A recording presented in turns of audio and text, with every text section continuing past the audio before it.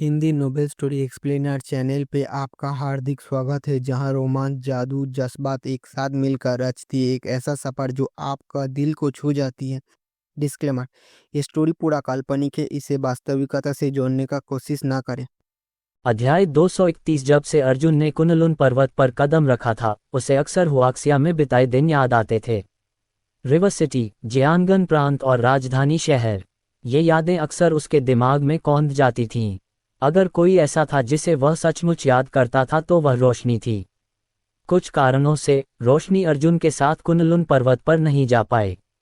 वह उसे अनगिनत बार यहाँ लाना चाहता था, लेकिन जरूरी कामों के चलते उसने यह बात टाल दी थी। अभी वह स्पष्ट रूप से अपने शरीर में रक्तसार की एक बूंद को बेचैन होते हुए महसूस कर सकता था, जो उसने रोशनी के पास छोड़ दी थी। अब उन दोनों के बीच यही एकमात्र संबंध था। कम से कम वह इसका उपयोग उसकी सुरक्षा का एहसास करने के लिए कर पाया। रक्तसार की यह बूंद लंबे समय से निष्क्रिय थी, लेकिन आज इसमें हलचल शुरू हो गई थी, जो आसन खतरे का संकेत था। अब जबकि हुआक्सिया डार्क हॉल के संरक्षण में था, तार्किक रूप से उन साधकों को उसके परिवार और प्रियजनों को सभी खतरों से बचाने में सक्षम होना चाहिए। आखिरकार डार्क हॉल की ताकत हुआक्सिया की किसी भी ताकत से ज्यादा होनी चाहिए। हालांकि अब जब समस्या आ गई है तो इसका निश्चित रूप से मतलब है कि एक विशेषज्ञ या कई विशेषज्ञ आ गए हैं। रक्तात्मा संप्रदाय, यह अर्जुन का पहला विचार था। यदि कुनलुन पर्वतों में गद्दारों ने रक्तात्मा संप्रदाय से संपर्क किया तो हुआक्सिया में उनके बारे में सब कुछ उजागर हो जाएगा। बेशक उसकी एक और पहचान थी, ये शितियान। हालांकि अगर कोई ध्यान से जांच करे तो उसे पता चल जाएगा कि अरुण और अर्जुन एक ही व्यक्ति थे। क्या हुआ? संसार अर्जुन की हत्या की मंशा भांप गया।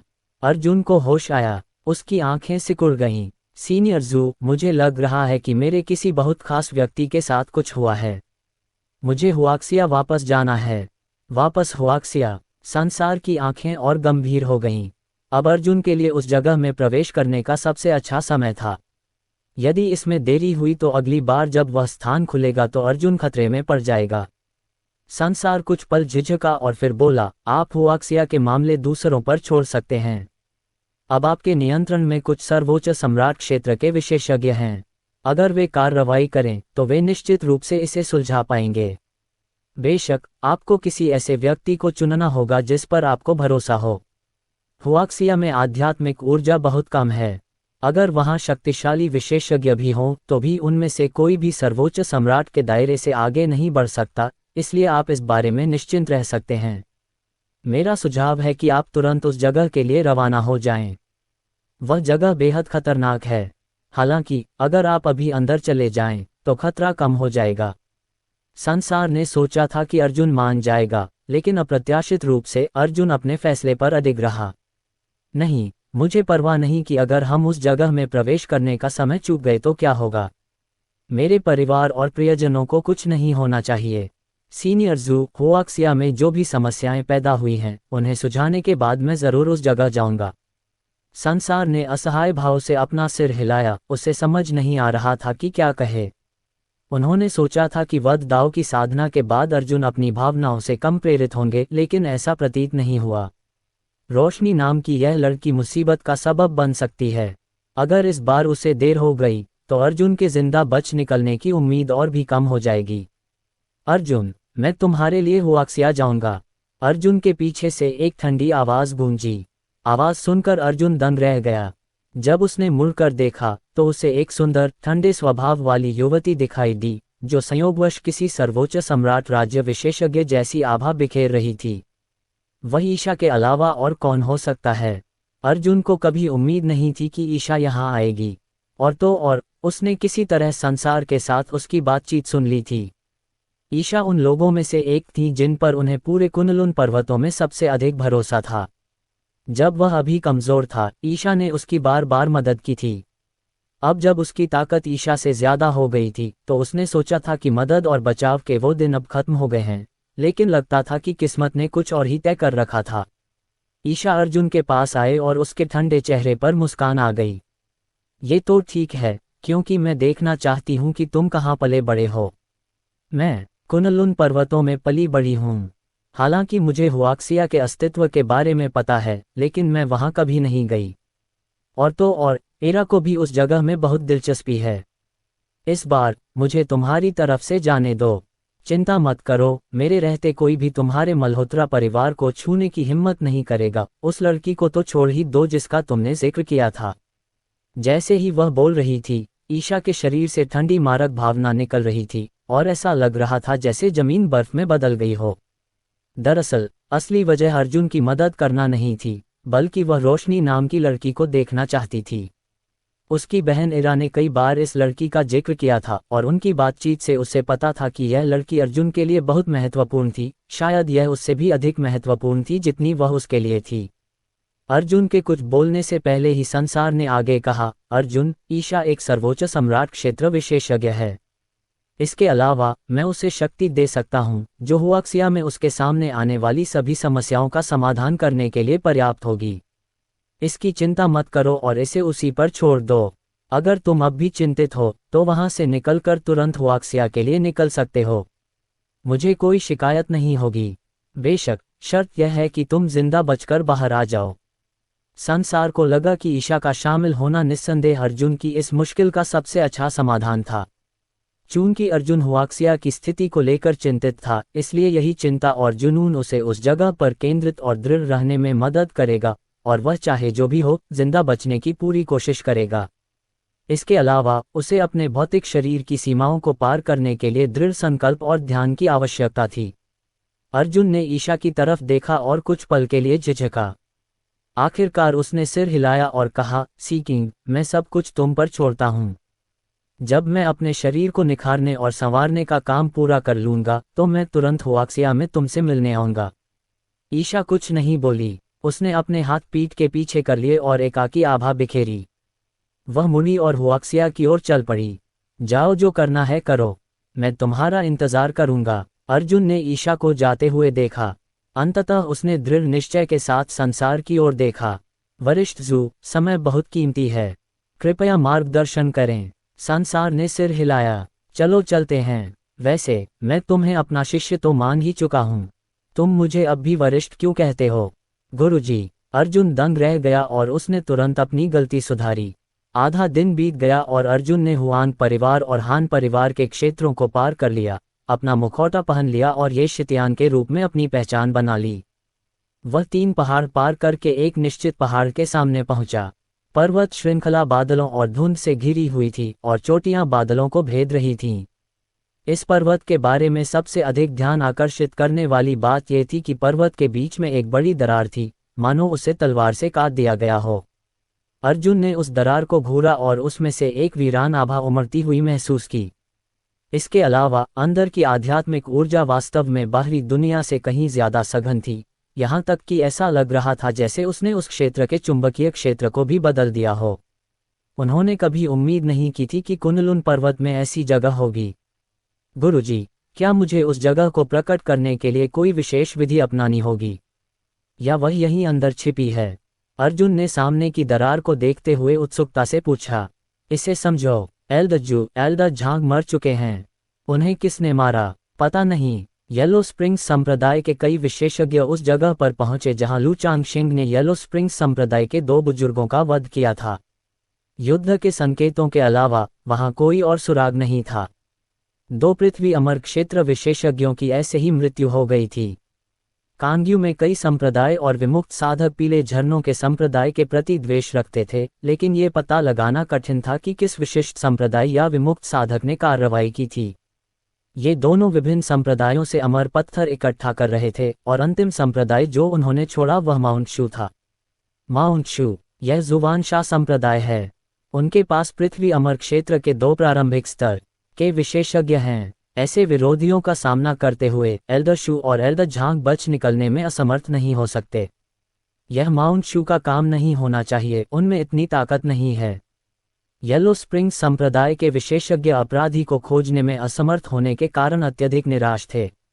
माउंट शू में लू चांगशेंग ने पीले झरने संप्रदाय के 2 बुजुर्गों को मार डाला और 1.2 मिलियन अमर पत्थर प्राप्त किए। इन अमर पत्थरों के बदले में भारी मात्रा में खजाना प्राप्त किया जा सकता था, जिसका उपयोग उनके शिष्यों को शिक्षा देने के लिए किया जा सकता था। कियान कियान, ये 3 लाख अमर रत्न ले लो और सूची के अनुसार काले बाजार में जाकर खजाने का एक जत्था खरीद लो। रास्ते में कोई भी नाश्ता चोरी से मत ले जाना।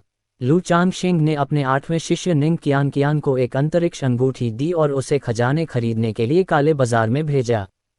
शिष्य समझता है। निंग कियान कियान अंतरिक्ष वलय लेकर वस्तुएं खरीदने के लिए माउंट शू द्वारा नियंत्रित शहर में गया।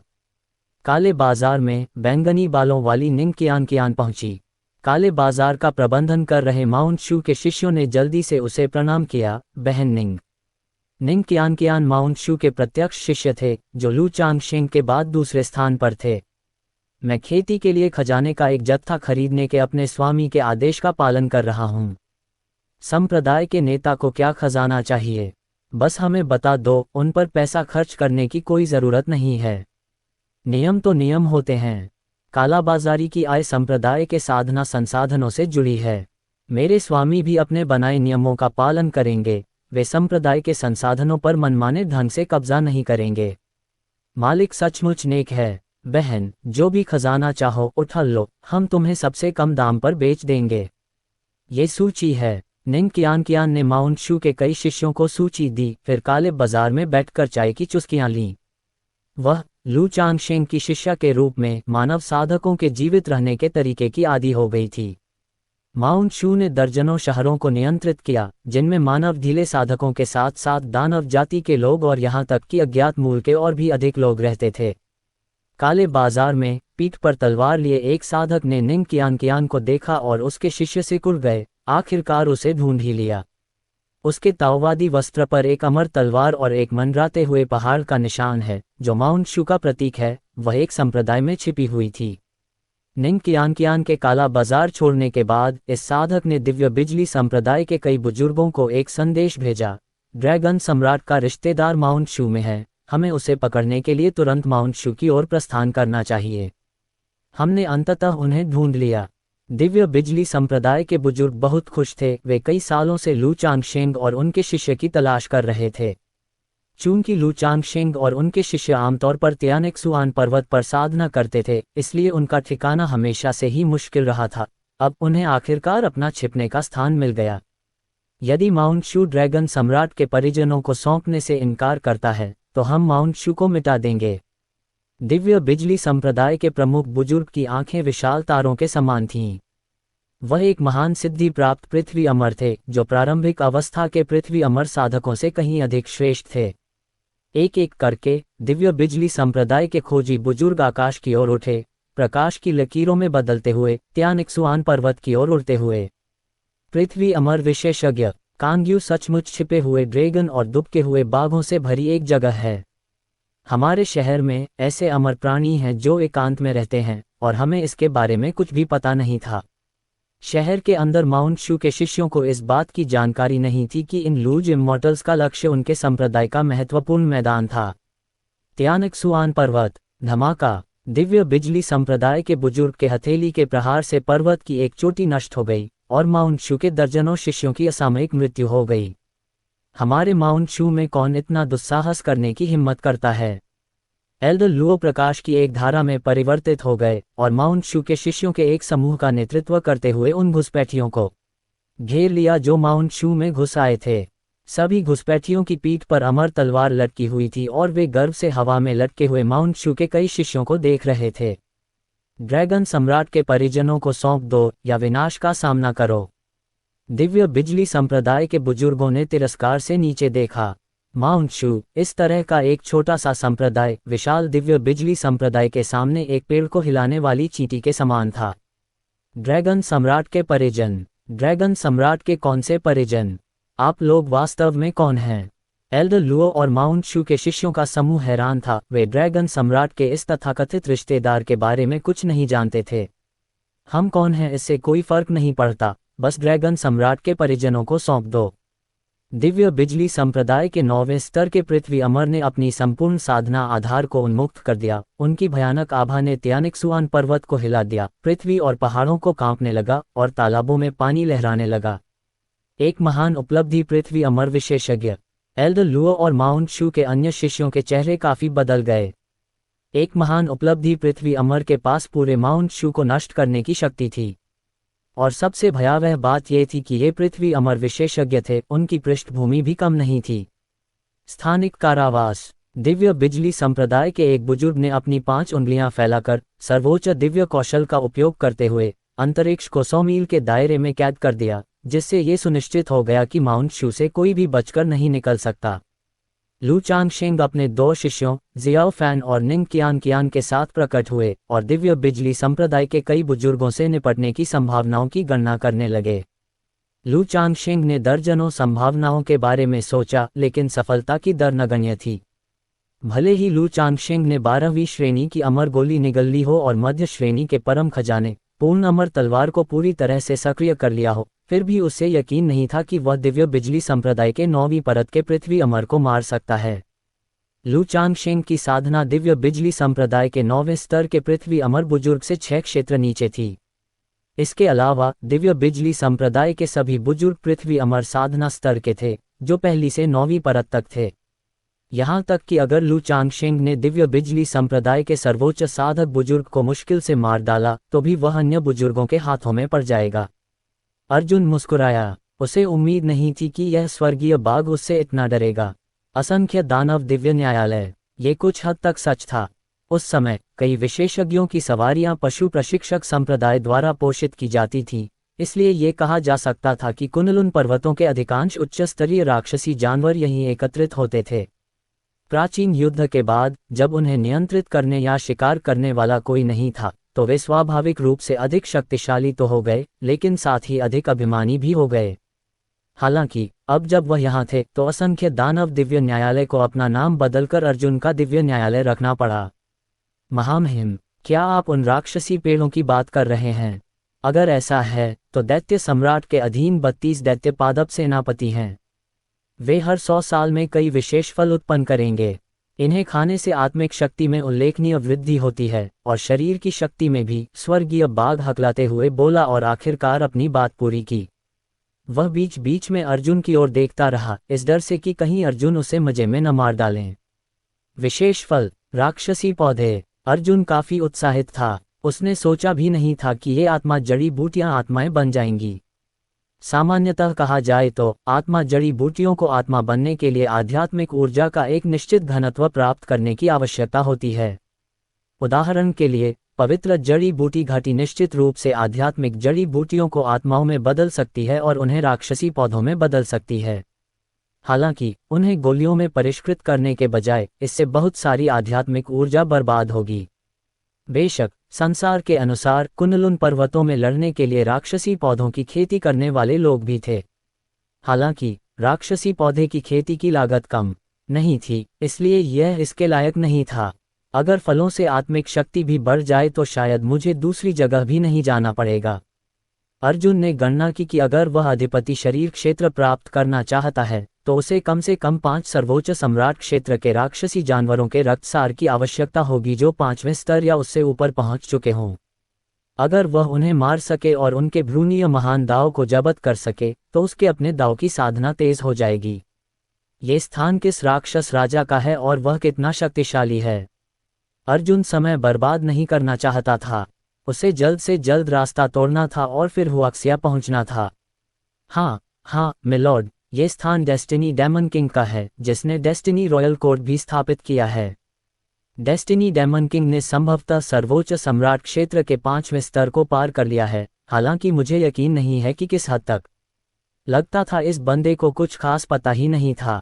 आखिर में उसने एक झटके से स्वर्गीय बाघ को मार डाला और राक्षसी जानवर के कोर को संसार के कब्रिस्तान में डाल दिया। अगर उसे यहाँ की असली स्थिति जाननी थी तो उसे एक ज्यादा शक्तिशाली राक्षसी जानवर ढूंढना होगा जो कम से कम दाओयुआन क्षेत्र तक पहुँच गया हो, वरना उसे सिर्फ अटकलों पर ही निर्भर रहना होगा। वह तेजी से चला और जंगल में अनगिनत पेड़ों को नीचे देखा। उसने अपना बायां हाथ आगे बढ़ाया और अपनी तलवार की क्यू घुमाई, तभी उसके हाथ में तारकीय तलवार प्रकट हुई। उस समय उसकी साधना का स्तर वापस दाओयुआन क्षेत्र तक गिर गया था, क्योंकि संसार द्वारा उसे दी गई शक्ति समाप्त हो चुकी थी। असंख्य उड़ती तलवारें। अर्जुन ने धीरे से चिल्लाकर अपनी तारकीय तलवार को कसकर पकड़ लिया। उसने अपनी तलवार छोड़ी और चारों ओर से एक आंधी उमड़ पड़ी। एक दिव्य स्तंभ आकाश में उड़ गया और अनंत काले बादल उमड़ पड़े। विनाशकारी तलवार क्यों काले बादलों से निकली और पेड़ों पर तूफान की तरह टूट पड़ी। बैंग बैंग बैंग, एक के बाद एक पेड़ फट गए। जमीन पर मौजूद सभी जानवर, चाहे उनकी साधना का स्तर कुछ भी हो, विनाशकारी तलवार क्यूई द्वारा बह गए, इससे पहले कि वे बच पाते, और उनके शरीर फट गए। उनके राक्षसी पशु केंद्र उड़ गए और प्रकाश की धारियों में बदल गए जो अर्जुन की ओर एकत्रित हो गईं। एक क्षण में ही अर्जुन ने अपने आसपास के कई दर्जन किलोमीटर के दायरे को बर्बाद कर दिया तथा अनेक राक्षसी जानवरों और राक्षसी पौधों को नष्ट कर दिया। उसने राक्षसी कोर को दूर कर दिया। मेरे यहाँ केवल 2 उद्देश्य हैं। मुझे कुछ सर्वोच्च सम्राट क्षेत्र के राक्षसी जानवरों को मारने और दूसरों को वश में करने का अवसर ढूंढना होगा। उस स्वर्गीय बाघ के अनुसार इस जगह पर कम से कम 100 सर्वोच्च सम्राट क्षेत्र के राक्षसी जानवर हैं। मुझे बस ताकतवर जानवरों से सावधान रहना है। जब अर्जुन ये सब समझ रहे थे तो उत्तर पश्चिम में एक रक्त रंग का दिव्य स्तंभ आकाश में उभरा, जिसके पीछे एक महान दाव की दिव्य शक्ति उमड़ रही थी। 1000 फुट ऊंचा रक्त बाघ राक्षसी पशु सैकड़ों राक्षसी पशुओं को लेकर उन पर टूट पड़ा। प्रत्येक राक्षसी पशु सैकड़ों फुट ऊंचा था और उसकी आभा किसी सर्वोच्च सम्राट लोक के साधक के समान थी। यह एक अत्यंत शक्तिशाली शक्ति थी। रक्त बाघ का बाहरी कवच इतना मजबूत था मानो उसने कवच पहन रखा हो। उसकी कठोर हड्डियों के कांटे आसपास की विनाशकारी तलवार की चीसे टकरा रहे थे। तुम बाहरी दुनिया से हो, तुम हमारा वध क्यों कर रहे हो? वह अर्जुन की ओर दौड़ा और मानव भाषा में बोला, मुझे रक्तसार चाहिए। अर्जुन ने रक्त बाघ को नाप कर देखा। ये 5वें स्तर के सर्वोच्च सम्राट क्षेत्र विशेषज्ञ के बराबर था। क्या आप भाग्य दानव राजा हैं? उसने पूछा। मैं नहीं हूँ। दानव राजा इस समय जन्मदिन का भोज आयोजित कर रहे हैं। मैं देख सकता हूँ कि तुम कमजोर नहीं हो। तुम कुनलुन पर्वत के किस संप्रदाय से हो? रक्त शिशु की ठंडी आंखें रक्तची से भर गईं। उसके पूरे शरीर से एक भयानक आभा निकल रही थी। वह अर्जुन को बार बार नाप रहा था और सोच रहा था, ये कौन है? कुनलुन संप्रदाय, दाओ संप्रदाय, या हुआन परिवार से कोई? जब से प्राचीन युद्ध समाप्त हुआ है, इस स्थान के बारे में ज्ञान लुप्त हो गया है। क्या दानव सम्राट को पता है कि यह युवक क्यों अंदर घुस आया है? छोड़ो, मैं पहले दानव राजा को बताऊंगा। मैं चिकित्सा देवता संप्रदाय से हूं और मैं यहाँ अपने शरीर को निखारने आया हूं। अर्जुन ने अपनी बात पूरी ही की थी कि रक्त बाघ ने उसे बीच में ही टोक दिया। साले, तुम हमारे रक्तसार और राक्षसी जानवरों के कोर का उपयोग अपने शरीर को परिष्कृत करने के लिए करना चाहते हो। मैं तुम्हें मार डालूंगा। रक्त बाघ ने तुरंत उसे घेर कर मार डालने का आदेश दिया। फिर उसने खुद भी हमला किया। उसके 2 रक्त रंग के विशाल पंजे, जो 7वीं श्रेणी के आध्यात्मिक हथियारों के समान थे, तारकीय तलवार से जोरदार टकराए, जिससे तीव्र चिंगारियां निकलीं। Bang bang bang. यद्यपि इससे कोई नुकसान नहीं हुआ, लेकिन इसके प्रभाव से अर्जुन की हथेली में चोट लग गई। अर्जुन ने रक्त बाघ को नाप कर देखा। जैसा कि एक राक्षसी जानवर से उम्मीद की जाती है, यह एक सर्वोच्च सम्राट लोक का प्राणी है जिसका शरीर किसी उच्च सम्राट लोक के अंतिम चरण के मानव साधक के समान है। चूंकि तुम मुझे मारना चाहते हो, तो बेहतर होगा कि मैं पहले तुम्हें मार दूं। तलवार गेट रहस्योद्घाटन। अर्जुन चिल्लाया और पीछे हट गया। उसने दोनों हाथों से तारकीय तलवार पकड़ी और अनंत रक्त ऊर्जा फूट पड़ी और उसकी तलवार की क्यूई आसमान में उड़ गई। आकाश में एक रक्त रंजित द्वार प्रकट हुआ। ये पवित्र और शक्तिशाली था, मानो प्राचीन दिव्य न्यायालय नश्वर संसार में लौट आया हो। विनाशकारी तलवार क्यू की किरणें एक धार की तरह द्वार से बाहर निकलीं। हूश हूश हूश, एक एक करके राक्षसी जानवरों को उड़ा दिया गया। रक्त बाघ भी तलवार की क्यूई से दबा दिया गया। उसका शरीर फट गया और गर्म रक्त बाहर निकल आया। घृणित मानव, जो भी इस जगह कदम रखेगा उसे मरना ही होगा। क्या तुम सच में हमारे रक्तसार से अपने शरीर को निखारना चाहते हो? अगर मैं मर भी जाऊं, तो भी तुम्हें आसानी से नहीं छोड़ूंगा। रक्त बाघ की आंखें भयंकर थीं। उसने अपने पंजों से अपने सिर को विनाशकारी तलवार क्यूई से बचाया। उसके शरीर में मौजूद अनंत रक्त ऊर्जा प्रचंड हो गई और उसका शरीर फैल गया। जल्द ही उसका शरीर गेंद की तरह फूल गया। वाह! अचानक एक तलवार की किरण उसके पास से चमकी। इससे पहले कि रक्त बाघ पूरी तरह से प्रतिक्रिया कर पाता, उसे कमर से आधा काट दिया गया। अर्जुन ने अपनी तलवार से उसका सिर कुचल दिया और राक्षसी जानवर का मूल निकाल लिया। फिर उन्होंने एक गुप्त तकनीक का इस्तेमाल करके उसका रक्तसार निकाला। जब वह पलटा तो उसने पहले मारे गए सर्वोच्च सम्राट क्षेत्र के राक्षसी जानवरों की 4 लाशों के अलावा दर्जनों सर्वोच्च सम्राट क्षेत्र के राक्षसी जानवर पहले ही बिना किसी निशान के भाग गए थे। छोड़ो भी, मैं तुम लोगों को कुछ दिन जीने दूंगा। इस बीच मैं इस रक्तसार का उपयोग खेती के लिए करूंगा। अर्जुन ने इन लाशों को इकट्ठा किया और एक पर्वत शिखर पर एक गुफा ढूंढ निकाली। उसने एक ही थप्पड़ से उसके अंदर मौजूद दाओयुआन राज्य के राक्षसी जानवर को कुचल दिया और उसके निवास पर कब्जा कर लिया। उसने एक एक करके रक्तसार और राक्षसी पशु नाड़ियों को बाहर निकाला। मैं पहले इन चीजों को अवशोषित करूंगा और अस्थि संघनन क्षेत्र को तोड़कर अधिपति शरीर क्षेत्र तक पहुंचूंगा। अस्थि संघनन क्षेत्र के बाद प्रत्येक शरीर शोधन क्षेत्र को 9 स्तरों में विभाजित किया गया था। उदाहरण के लिए, अधिपति शरीर क्षेत्र के पहले स्तर से अधिपति शरीर क्षेत्र के 9वें स्तर तक, या सूक्ष्म परिवर्तन क्षेत्र के पहले स्तर से सूक्ष्म परिवर्तन क्षेत्र के 9वें स्तर तक। स्तर जितना ऊंचा होगा, शरीर उतना ही मजबूत होगा और गुणात्मक परिवर्तन भी होंगे। अर्जुन को दिव्य क्षेत्र विशेषज्ञ के भौतिक शरीर से मेल खाने में सक्षम होने के लिए कम से कम अधिपति शरीर क्षेत्र के 5वें स्तर तक पहुंचना था। यदि वह सूक्ष्म परिवर्तन क्षेत्र के 9वें स्तर तक पहुंच गया तो उसका भौतिक शरीर अकेले ही दिव्य राजा क्षेत्र विशेषज्ञ के हमले का सामना करने के लिए पर्याप्त होगा। राक्षसी जानवर का राक्षसी कोर एक विशेष वस्तु थी जो आत्मिक शक्ति का भंडारण करती थी। ये पूरे शरीर को नियंत्रित करने की कुंजी भी थी। यह मनुष्य के मस्तिष्क के बराबर थी। हालांकि मनुष्य इसका उपयोग नहीं कर सकते थे, राक्षसी जानवर इसका उपयोग कर सकते थे। इसके अलावा इन सर्वोच्च सम्राट क्षेत्र के राक्षसी जानवरों के महान दावों का भ्रूण रूप आमतौर पर उनके मूल में संग्रहित किया जाता था, मानव साधकों के विपरीत जहां यह आमतौर पर शरीर के हर हिस्से में संग्रहित होता था। जहां तक राक्षसी जानवरों के रक्तसार का सवाल है, ये शरीर की शक्ति का सार था। मैंने गिनती से परे मूल राजा क्षेत्र के राक्षसी जानवरों को मार डाला, 17 दाओयुआन क्षेत्र के राक्षसी जानवर और 5 सर्वोच्च सम्राट क्षेत्र के राक्षसी जानवर। अर्जुन ने 5 बैंगनी राक्षसी जानवरों के कोर और रक्तसार को पकड़ लिया और बुदबुदाया, मुझे आशा है कि ये मुझे सफलता प्राप्त करने में मदद करेंगे। सोना, बाहर आओ, बाकी सामान तुम्हारे बहुत काम आएगा। सोना ने इधर उधर देखा और बोली, ये शरीर मेरे लिए कुछ उपयोगी हैं। अरे, महान दाओं के कोई भ्रूण रूप नहीं है और कोई राक्षसी पशु कोर नहीं है। आपने उन सभी को ले लिया। स्वाभाविक। अर्जुन ने गुफा में एक जगह ढूंढी और रक्तसार डालने के लिए एक लकड़ी का बैरल निकाला। उसने उसमें कुछ स्प्रिट जड़ी बूटियां भी डाली और उन्हें पीसकर तरल रूप में ढाल दिया। जैसे ही उसने उसमें कदम रखा, रक्तसार की प्रचंड आभा तुरंत अर्जुन के शरीर में प्रवाहित हो गई। यह विधि अर्जुन को संसार द्वारा सिखाई गई थी और यह अर्जुन के भौतिक शरीर को उत्तेजित और परिष्कृत करने का एकमात्र तरीका था। इसका अर्जुन के वंश को जागृत करने की प्रक्रिया पर भी सकारात्मक प्रभाव पड़ सकता है। रक्त तत्व में प्रचंड रक्त ऊर्जा भरी हुई थी जिसने अर्जुन के शरीर पर आक्रमण किया।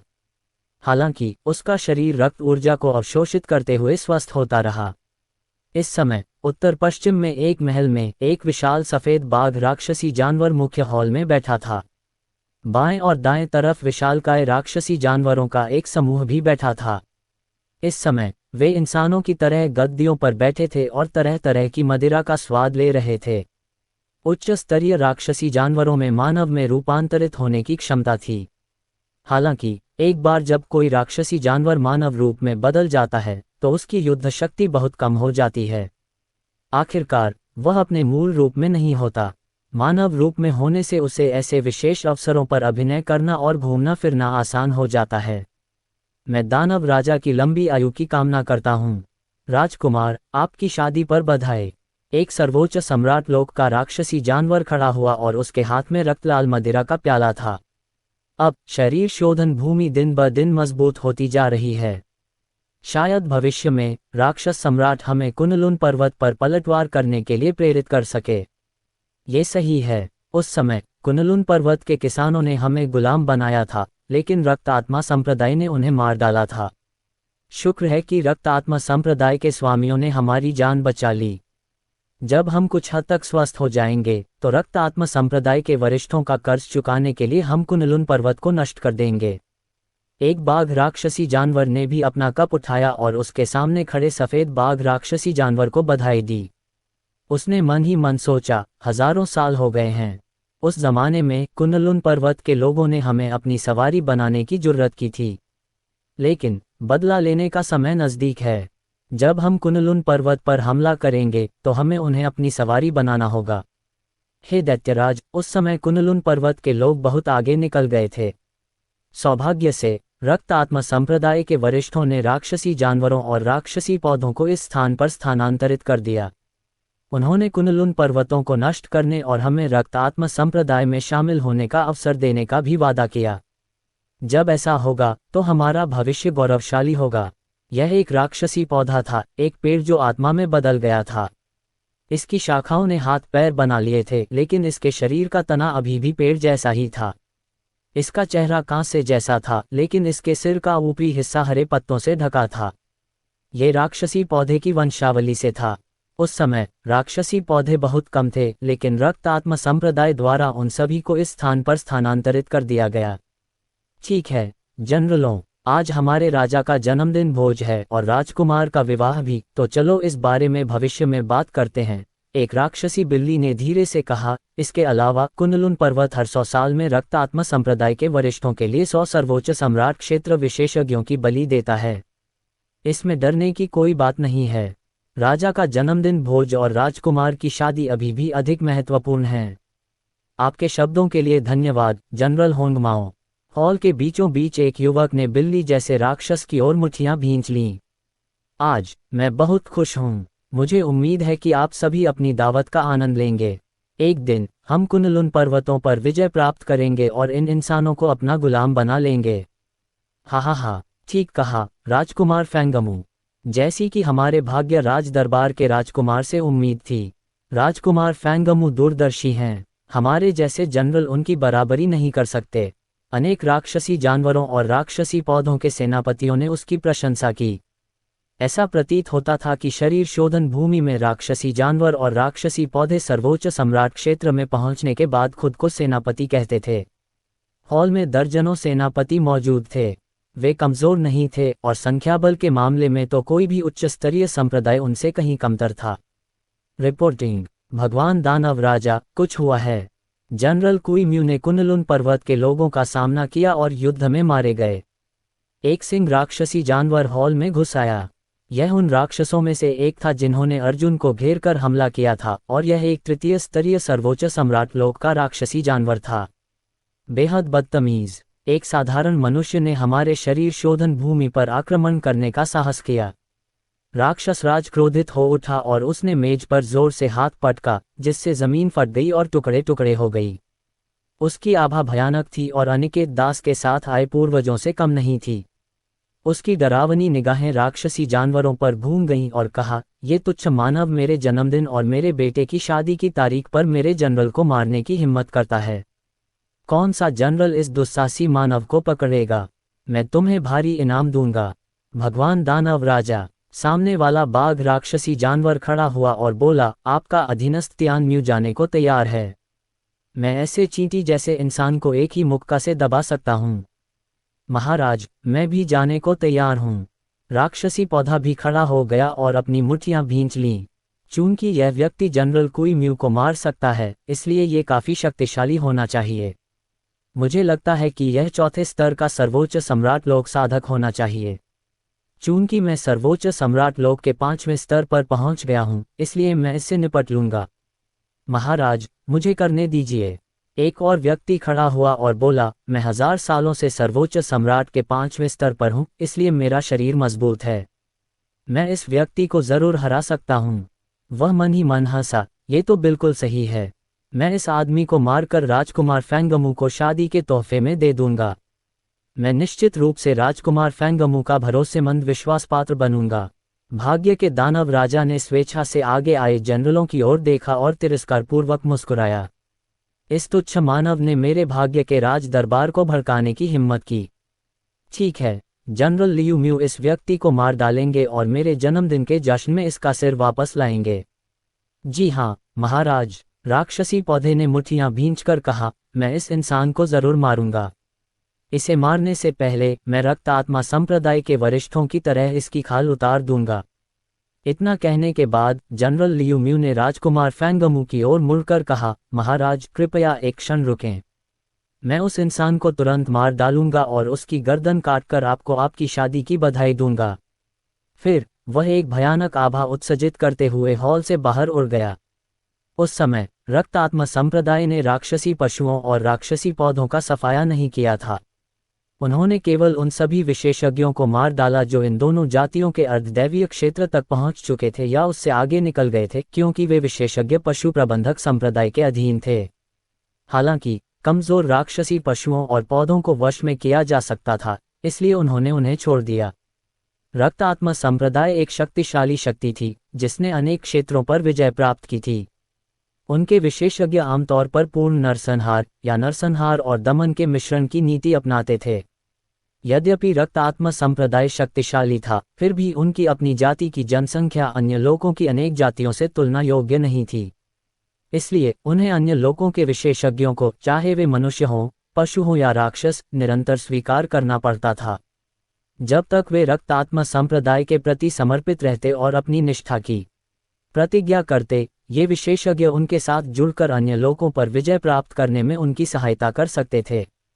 संसार कब्रिस्तान में मौजूद 100 प्राचीन शक्तिशाली विशेषज्ञों में से 30 कुनलुन पर्वतों के विशेषज्ञ थे, जिसका अर्थ था कि अन्य संभवतः अन्य ग्रहों से आए थे। जनरलों, मेरे पीछे आओ और मानव साधक को पकड़ लो। जैसे ही जनरल लियू म्यू ने पुकारा, एक हिंसक आभा बवंडर की तरह अर्जुन की ओर बह गई। उनके लिए इस विशाल शरीर शोधन भूमि में हर जगह राक्षसी जानवर और राक्षसी पौधे थे। मानव साधकों के पास छिपने की कोई जगह नहीं थी। गुफा के अंदर अर्जुन ने अपनी हथेलियां आपस में जोड़ लीं। उसका शरीर लकड़ी के बैरल में मौजूद रक्त तत्व को सोख रहा था। उसका शरीर धीरे धीरे पीले से लाल रंग में बदल रहा था। उसके चारों ओर प्रचंड रक्त तत्व की लहरें घूम रही थीं। उसकी नाड़ियां तेजी से फैल रही थीं और उसकी हड्डियों का घनत्व बढ़ रहा था। अस्थि संघनन क्षेत्र हड्डियों के संघनित होने पर होने वाले गुणात्मक परिवर्तन को दर्शाता है। सामान्यतः यदि कोई सर्वोच्च सम्राट क्षेत्र विशेषज्ञ अपने शरीर का विशेष रूप से शोधन न भी करे, तो भी जब तक वह अपनी रक्त ऊर्जा और आध्यात्मिक ऊर्जा का उपयोग दिन रात अपने शरीर को शुद्ध करने के लिए करता रहे, तब तक वह 100 वर्षों के बाद भी अस्थि संघनन क्षेत्र तक पहुंच सकता है। हालांकि अधिपति शरीर क्षेत्र अलग था। एक बार जब कोई इस शरीर शोधन क्षेत्र में पहुंच जाता है, तो वह केवल अपने शरीर के बल पर किसी भी सर्वोच्च सम्राट क्षेत्र विशेषज्ञ को मार सकता है। यहां तक कि वह अपने रक्त की एक बूंद से किसी दाओयुआन क्षेत्र के साधक को भी मार सकता है। अस्थि संघनन की अवस्था तक पहुंच चुके किसी व्यक्ति की तुलना में दोनों में बहुत बड़ा गुणात्मक अंतर था। दोनों भौतिक शरीरों के बीच शक्ति का अंतर 10 गुना से भी ज्यादा था।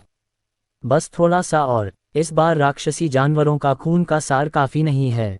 संसार कब्रिस्तान के अंदर से अर्जुन की जांच कर रहा था। अर्जुन को अधिपति शरीर क्षेत्र के पहले स्तर तक पहुंचने के लिए अभी भी कम से कम 5 सर्वोच्च सम्राट क्षेत्र के राक्षसी जानवरों के रक्तसार की आवश्यकता है। अगर उसे इसके बाद पर्याप्त रक्तसार मिल जाए, तो वह अधिपति शरीर क्षेत्र के 5वें स्तर तक पहुंच सकेगा। मोहिनी ने कुछ सोचने के बाद सिर हिलाया। ये तो सही है। यहाँ अब तक के सबसे शक्तिशाली राक्षसी जानवर सर्वोच्च सम्राट क्षेत्र के राक्षसी जानवर प्रतीत होते हैं, लेकिन अगर उसे अर्ध दिव्य क्षेत्र के राक्षसी जानवर का रक्तसार प्राप्त हो जाए, तो वह अधिपति शरीर क्षेत्र के 9वें स्तर में प्रवेश कर सकता है। वह सर्वोच्च सम्राट क्षेत्र और अर्ध दिव्य क्षेत्र के बीच का अंतर जानती थी। यह मनुष्यों और राक्षसी जानवरों दोनों के लिए समान था। यदि 100 सर्वोच्च सम्राट क्षेत्र विशेषज्ञ भी एक साथ मिलकर काम करें, तो भी उन्हें उस व्यक्ति को हराना मुश्किल होगा जो अभी अभी अर्ध दिव्य क्षेत्र में पहुंचा हो। जहां तक राक्षसी जानवरों की बात है, उनके रक्तसार में मनुष्यों से भी ज्यादा अंतर था। पहले स्तर के अर्ध दिव्य क्षेत्र के राक्षसी जानवरों का रक्तसार 10 स्तर के सर्वोच्च सम्राट क्षेत्र के राक्षसी जानवरों के रक्तसार से कहीं ज्यादा प्रभावी था। इस बार अर्जुन ने केवल एक कदम आगे बढ़ाया। अरे, एक और राक्षसी जानवर आ रहा है। नहीं, यह एक राक्षसी पौधा है। संसार ने तुरंत देखा कि जनरल लियू म्यू आ चुके हैं और उन्होंने अर्जुन को चेतावनी दी, जो अभी भी अपने शरीर को निखार रहा था। अर्जुन अपनी साधना से जागा और आह भरते हुए बोला, अभी भी काफी नहीं हुआ। शायद मुझे चारों राक्षस राजाओं और राक्षस सम्राट पर आक्रमण करना चाहिए। वह लकड़ी के बैरल से बाहर निकला और अपने शरीर को हिलाकर अशुद्धियां बाहर निकाल दीं। उसका पूरा शरीर रक्तसार की लहरों से घिर गया। तभी उसने अचानक अपना सिर उठाया। उसकी बर्फ जैसी ठंडी आंखें तारों जैसी थीं और उसके शरीर से वध दाव तेजी से निकला। मेरा समय सीमित है। जो कोई मुझे हुआक्सिया जाने से रोकेगा उसे मरना होगा। उसी समय हुआक्सिया में कैपिटल सिटी अंतर्राष्ट्रीय हवाई अड्डे पर टोपी पहने एक युवती हवाई अड्डे से बाहर निकली। उसकी टोपी बहुत नीचे थी, इसलिए उसका चेहरा स्पष्ट रूप से नहीं देखा जा सकता था, लेकिन उसकी आभा ने उसे देखने वाले हर व्यक्ति को भयभीत कर दिया। ऐसा इसलिए था क्योंकि उसमें शीतलता थी और ऐसा लगता था जैसे वह 9 स्वर्गों से उतरी हुई कोई परी हो। टोपी वाली औरत के पास एक छोटी बच्ची खड़ी थी। वह बच्ची लॉलीपॉप खा रही थी। उसकी आंखें उत्साह से भरी हुई थीं। बहन, हुआक्सिया में बहुत स्वादिष्ट खाना मिलता है। मैं तुम्हें सब खाने के लिए ले चलूंगा। ईशा ने इरा की तरफ देखा और सिर हिलाया। हमारी यात्रा का उद्देश्य मत भूलना। हमें रोशनी को ढूंढना है। पहले मुझे मल्होत्रा परिवार के घर ले चलो। मुझे स्थिति समझनी है। समझ गई दीदी। इरा की मुस्कान गायब हो गई।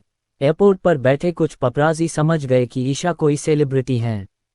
वे अपने कैमरे से ईशा और इरा की तस्वीरें लेने ही वाले थे कि न जाने क्यों, जैसे ही उन्होंने कैमरा दबाया, उन्हें अपने हाथों में बिजली का कट सा महसूस हुआ।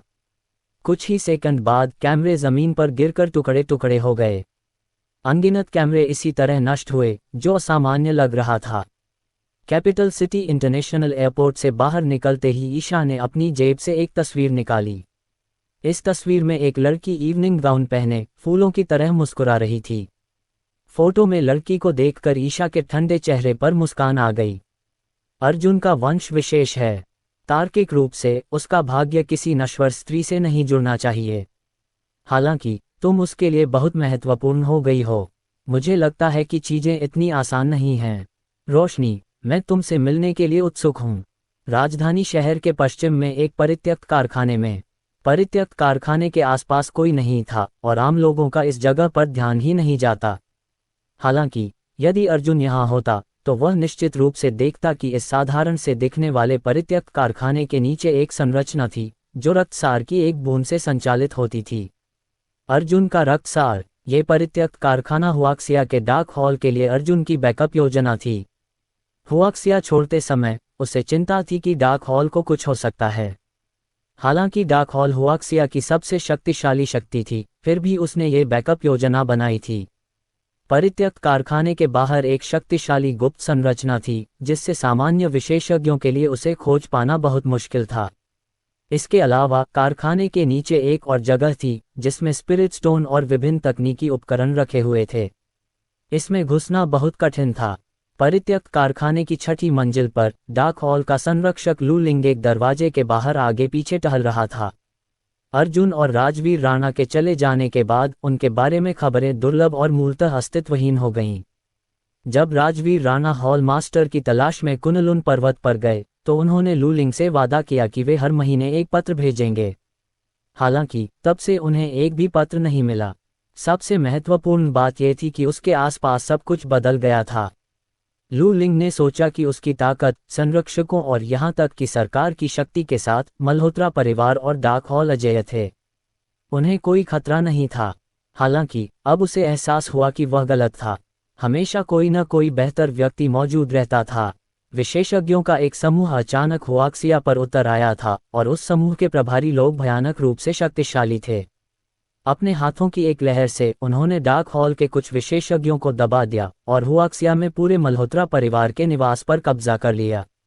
इतना ही नहीं, वे अर्जुन के बारे में कोई भी जानकारी भी तलाश रहे थे। सरकार ने अर्जुन से वादा किया था कि वे मल्होत्रा परिवार की रक्षा करेंगे, लेकिन इतने शक्तिशाली विशेषज्ञों के सामने वे केवल समझौता ही कर सकते थे। संरक्षकों ने प्रतिरोध किया, लेकिन अंतिम परिणाम ये हुआ कि वे सभी मारे गए। वे बिल्कुल अलग अलग स्तरों पर थे। डाक हॉल पर कब्जा करने के बाद से लू लिंग के सामने ये सबसे बड़ा संकट था। वह जानता था कि उसका मिशन क्या है, इसलिए वह रोशनी और बाकियों को तुरंत यहाँ ले आया। उसने कुनलुन पर्वत पर संदेश पहुंचाने के लिए किसी को भी भेजा। अब वह बस इंतजार ही कर सकता था। लेकिन ये जगह कब तक टिक सकती थी उसे पता नहीं था। चरमराहट। अचानक उसके पीछे का दरवाज़ा खुला और एक युवती अंदर आई। उसे देखते ही उसकी भौहें थोड़ी सिकुड़ गईं। मिस जिया, क्या हुआ? लू लिंग ने सावधानी से पूछा। वह युवती और हॉल मास्टर के बीच के रिश्ते को जानता था। रोशनी की आंखें सिकुड़ गईं। मुझे यहाँ आए 1 हफ्ता हो गया है। क्या मुझे अब भी यहीं रहना होगा?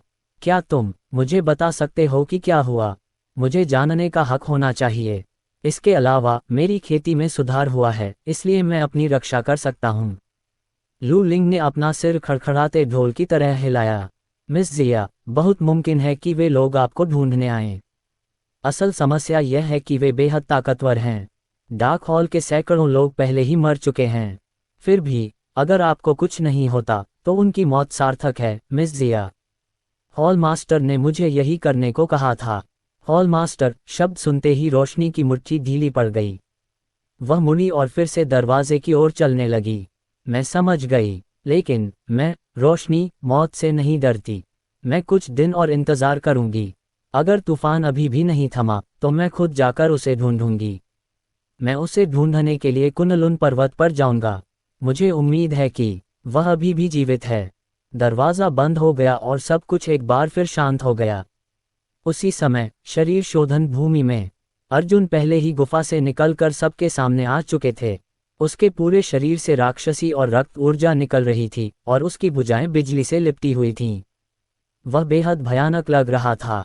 उसने अपने सामने खड़े सभी लोगों की ओर देखा और उदासीनता से कहा, क्या तुम सब यहाँ मरने आए हो?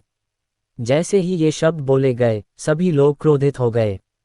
बस्टर्ड मानव, कितना घमंडी! और तो और, जनरल कुई म्यू को मारने की तुम्हारी हिम्मत कैसे हुई?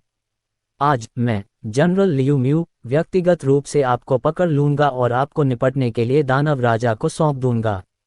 इस बदमाश का रवैया बहुत ही असहनीय था। इस मानव चींटी में ऐसा व्यवहार करने की क्या योग्यता थी? एक नाजुक दाओयुआन राज्य के इंसान ने जनरल कुई म्यू को मारने के लिए कुछ खजानों का इस्तेमाल किया था। क्या उसने सोचा था कि इसी वजह से उसे इतना घमंडी होने का हक मिल गया? हालांकि जनरल लियू म्यू को सबसे ज्यादा डर सोना से था, जो अर्जुन के बगल में था। आखिरकार सोना की आभा ने संकेत दिया कि यह कोई साधारण सर्वोच्च सम्राट क्षेत्र विशेषज्ञ नहीं था। सब लोग एक साथ हमला करो। तुम लोग उस जानवर को घेर लो और मार डालो। मैं खुद इस घमंडी बदमाश से निपटूंगा। जनरल लियू म्यू का शरीर कांप उठा, क्योंकि उनके शरीर से अनगिनत शाखाएं निकलकर आसपास के पेड़ों से जुड़ गई थीं। देखते ही देखते हजारों शाखाएं फूटकर अनगिनत पेड़ों से जुड़ गईं। ये पेड़ तेजी से 100 मीटर ऊंचे हो गए और एक ऐसी संरचना बना ली जिसने अर्जुन और सोना को घेर लिया। वह अपने नंगे हाथों से हमला कर रहा था, जिससे हवा में हल्के विस्फोट हो रहे थे। तुम मौत को दावत दे रहे हो। अर्जुन ने भी जवाब में एक मुक्का मारा। असीम रक्त ऊर्जा परतों में बह निकली, हर परत दूसरी से ज्यादा शक्तिशाली, एक दूसरे पर चढ़ती हुई। अर्जुन के हिंसक मुक्के के प्रहार से सर्वोच्च सम्राट क्षेत्र के 3 राक्षसी पौधे तथा रास्ते में कई दाओयुआन क्षेत्र के जीव मारे गए। Bang bang bang! राक्षसी पौधे एक के बाद एक फट गए। उनकी जीवन शक्ति बाहर निकल गई और उनके शरीर सूख गए। राक्षसी पौधे राक्षसी जानवरों से अलग थे। वे सभी आत्मिक जड़ी बूटियां थीं जो आत्माओं में बदल गई थीं। उनकी जीवन शक्ति तरल थी और उसके शक्तिशाली चिकित्सीय लाभ थे। तरल जीवन शक्ति की एक छोटी सी बोतल एक साधारण व्यक्ति के जीवन को 100 साल बढ़ाने के लिए पर्याप्त थी। साधकों के लिए यह उनके आंतरिक अंगों को निखारने और परिष्कृत करने के सर्वोत्तम खजानों में से एक था। हालांकि कुनलुन पर्वतों में राक्षसी पौधे अत्यंत दुर्लभ थे। अच्छी चीज, अगर मैं ये सामान वापस ले आऊं तो मैं कई साधकों को भर्ती कर सकता हूं जिनके पास ज्यादा समय नहीं बचा है। फिर उसकी मुट्ठी जनरल लियू म्यू की मुट्ठी से टकरा गई। धमाका! जनरल लियू म्यू का बायां हाथ फट गया। वह सदमे से अर्जुन की ओर देखने लगा। एक साधारण दाओयुआन राज्य का इंसान उसका हाथ कैसे तोड़ सकता है? यह एक प्रामाणिक 5वें स्तर के सर्वोच्च सम्राट क्षेत्र विशेषज्ञ था। 5वां स्तर, बिल्कुल सही। मैं अपनी आत्मा की शक्ति बढ़ाने के लिए आपके मूल का उपयोग कर सकता हूं। अर्जुन ने 9 पाताल आकाश भाला चलाया और उसे आगे की ओर फेंका।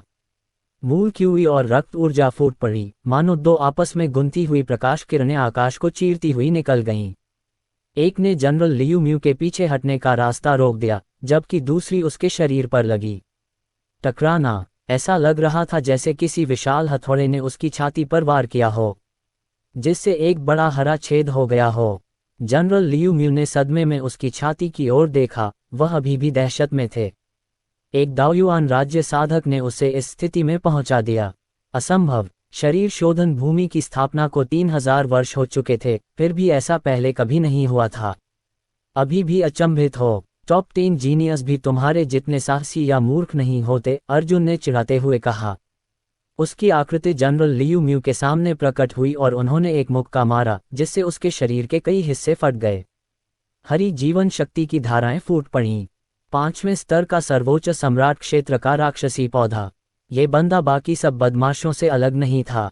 8 प्रमुख संप्रदायों के महापुरुष कम से कम उसकी कुछ चालों को रोक सकते थे, लेकिन ये राक्षसी पौधा मूलतः एक पंचिंग बैग था। ऐसा लग रहा था कि हालांकि यहाँ उनकी साधना का स्तर अपेक्षाकृत ऊंचा था, लेकिन उनकी वास्तविक युद्ध क्षमता और अनुभव में कमी थी। स्वर्ग भेदी भाला, अर्जुन ने गुर्राते हुए 9 पाताल आकाश भाले को पकड़ लिया, जिससे राक्षसी प्रकाश चमक उठा और फिर विनाशकारी शक्ति उत्सर्जित हुई। भाले ने जनरल लियू म्यू की गर्दन पर वार किया और विनाशकारी शक्ति ने तुरंत उसकी आत्मा को नष्ट कर दिया।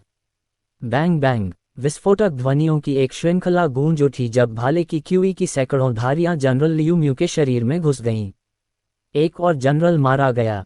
3 चालों में, अर्जुन ने उसे 3 चालों में मार डाला था। दौड़ना, लॉर्ड जनरल गिर गए हैं, भागो। बाकी 7-8 राक्षसी पौधे दुम दबाकर भाग गए। अगर कोई शक्तिशाली सर्वोच्च सम्राट क्षेत्र विशेषज्ञ मर जाता तो दाओयुआन क्षेत्र के राक्षसी पौधों की तरह अगर वे वहीं रुकते तो उनका भी यही हश्र होता। ओह, भाग रहे हो, मुझे लगता है कि यह काम करेगा। अपने दानव राजा से कहो कि वह स्वयं आए। मैं आपके दानव राजा को मार डालूंगा और उसके रक्तसार और राक्षसी जानवर कोर का उपयोग करके अधिपति शरीर क्षेत्र तक पहुंचूंगा। फिर अर्जुन ने एक ही वार में जनरल लियू म्यू की सेना को तहस नहस कर दिया, लाश को उठाकर गुफा में वापस लौट आया। इस युद्ध से जो कोहराम मचा था वह बहुत बड़ा था और जल्द ही दूसरे राक्षस राजाओं को अर्जुन की यहाँ मौजूदगी का पता चल गया। उस समय तो वे जरूर सेना भेजेंगे।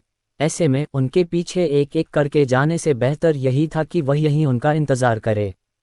गुफा में वापस लौटने के बाद अर्जुन ने इन राक्षसी पौधों के मूल और जीवन शक्ति तरल को बाहर निकाला और अपनी आत्मशक्ति को मजबूत करने के लिए उन्हें परिष्कृत करना शुरू कर दिया। वह बहुत खुश था, क्योंकि यह जगह असल में खजानों की जमीन थी जो बस खोजे जाने का इंतजार कर रही थी। हर जगह राक्षसी जानवर और राक्षसी पौधे थे। अगर वह उन्हें पर्याप्त मात्रा में मार देता तो उसकी शारीरिक शोधन साधना और आत्मिक शक्ति में काफी सुधार होता। डेस्टिनी रॉयल कोर्ट शांतिपूर्ण था। एक मगरमच्छ राक्षसी जानवर नियति दानव राजा के पास खड़ा होकर हॉल के बीचों बीच राजकुमार फैंगमू और उसकी राजकुमारी को घूर रहा था। शादी औपचारिक रूप से शुरू हो, वह खुशी से चिल्लाया। सबसे पहले, शरीर शोधन भूमि के दानव सम्राट को सभी राक्षसों पर उनके नेतृत्व और मार्गदर्शन के लिए धन्यवाद देते हुए नमन करें। दूसरा, हमारी 2 जातियों को खतरे और गुलामी से बचाने के लिए रक्त आत्मा संप्रदाय के वरिष्ठों को धन्यवाद देते हुए नमन। तीसरा, अपने माता पिता को आपका पालन पोषण करने के लिए धन्यवाद देते हुए प्रणाम करें।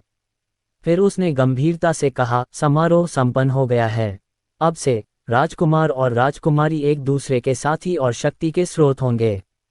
उनका मुख्य उद्देश्य मनुष्यों का वध करना होगा। वे शरीर शोधन भूमि के लिए अपना सर्वश्रेष्ठ प्रदर्शन करेंगे और कुनलुन पर्वतों का वध करने और हुआक्सिया के मनुष्यों का सफाया करने की जिम्मेदारी लेंगे। राक्षसी जानवर और पौधे लंबे समय से मनुष्यों के गुलाम थे, इसलिए ये स्वाभाविक था कि उनमें द्वेष था। पिताजी, ये शराब शरीर शोधन भूमि के मनुष्यों के रक्त से बनाई गई है। राजकुमार फैंगमू ने रक्त शराब का प्याला उठाया। मैं ये शराब आपको अर्पित करता हूँ पिताजी। भविष्य में मानव जाति को कभी माफ न करना। राक्षसी पशु जाति मानव जाति का सर्वनाश करने का बीड़ा उठाएगी। मुझे बहुत खुशी है कि मेरे बेटे के ऐसे लक्ष्य हैं। भाग्य के दानव राजा ने भी अपना शराब का प्याला उठाया। वह हजारों साल पहले निकाले गए मानव रक्त से बनी रक्त मदिरा से भरा था। इसका स्वाद अनोखा था और यह राक्षसी जानवरों में बहुत लोकप्रिय थी। इतने सालों में यह ज्यादा नहीं बची थी। असल में इसे केवल तभी पीने के लिए निकाला जाता था जब कोई बड़ा उत्सव होता था। जब डेस्टिनी डेमन किंग और प्रिंस फैंगमू मानव रक्त वाली शराब पी रहे थे तो एक अन्य जनरल हॉल में पहुंचा।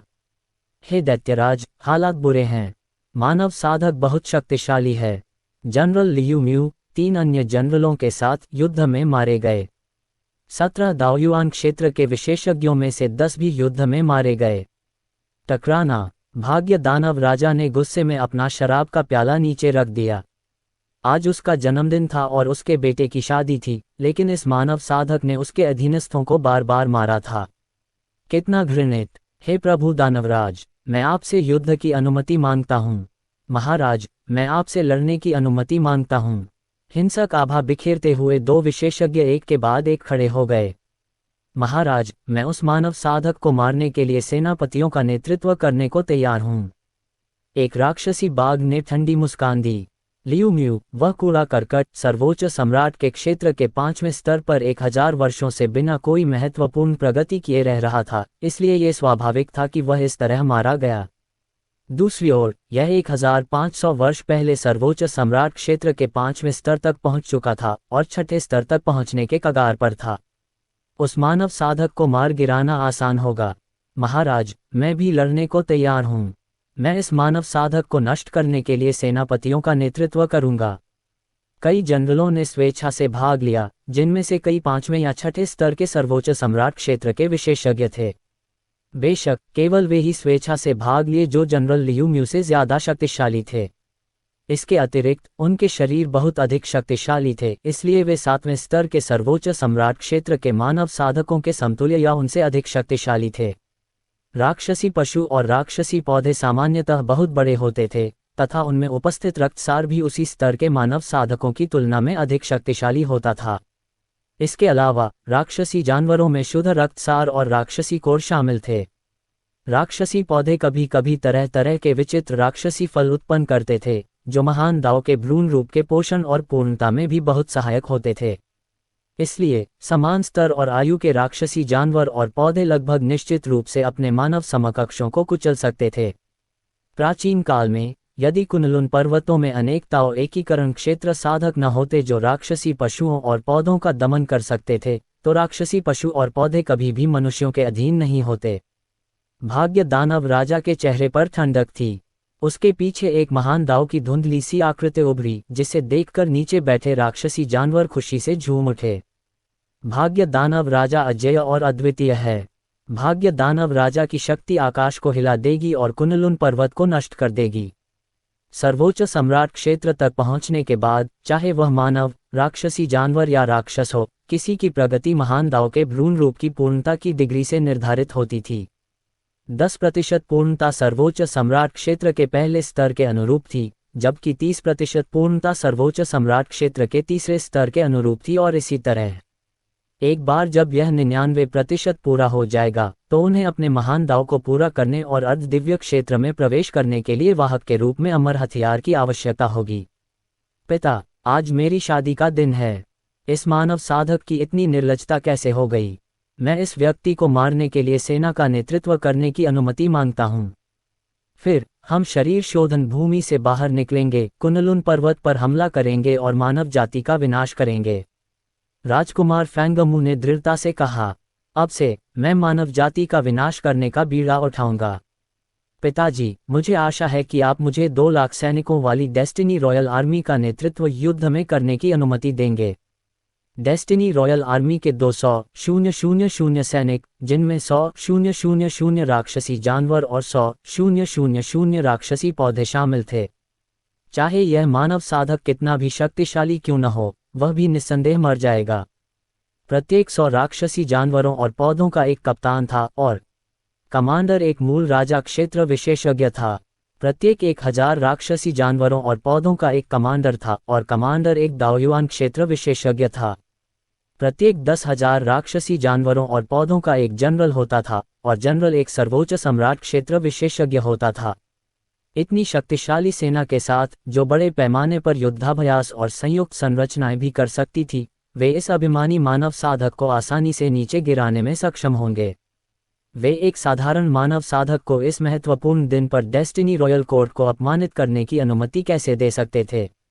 अच्छे से मेरा बेटा एक सर्वोच्च सम्राट क्षेत्र विशेषज्ञ है और शरीर शोधन भूमि में ऐसे बहुत कम लोग हैं जो उसकी शक्ति से मेल खा सकते हैं। इसके अलावा 200,000 सैनिकों वाली सेना के होते हुए भी यदि वे एक भी मानव साधक को नहीं मार सकते तो मुझे उन दोनों की कोई आवश्यकता नहीं है।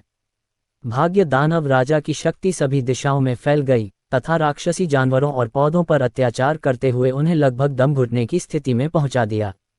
भाग्य के दानव राजा ने राक्षसी जानवरों और पौधों की पीछे हत्ती आकृतियों को घूरा। उसकी मोटी उंगलियां मेज पर लयबद्ध ढंग से थपथपा रही थीं और वह मन ही मन सोच रहा था, इंसान हम प्राचीन काल में तो हम सवारी के रूप में इस्तेमाल होते थे। ऐसा अपमान कभी नहीं भुलाया जा सकेगा, कभी नहीं। 4 राक्षस राजाओं ने कुनलुन पर्वत को गिराने के लिए लाखों शाही सैनिकों को प्रशिक्षित किया है और लड़ाई बस नजदीक ही है। क्या मुझे कुनलुन पर्वत पर हमला करने के लिए 5000 साल की समय सीमा तक इंतजार करना होगा?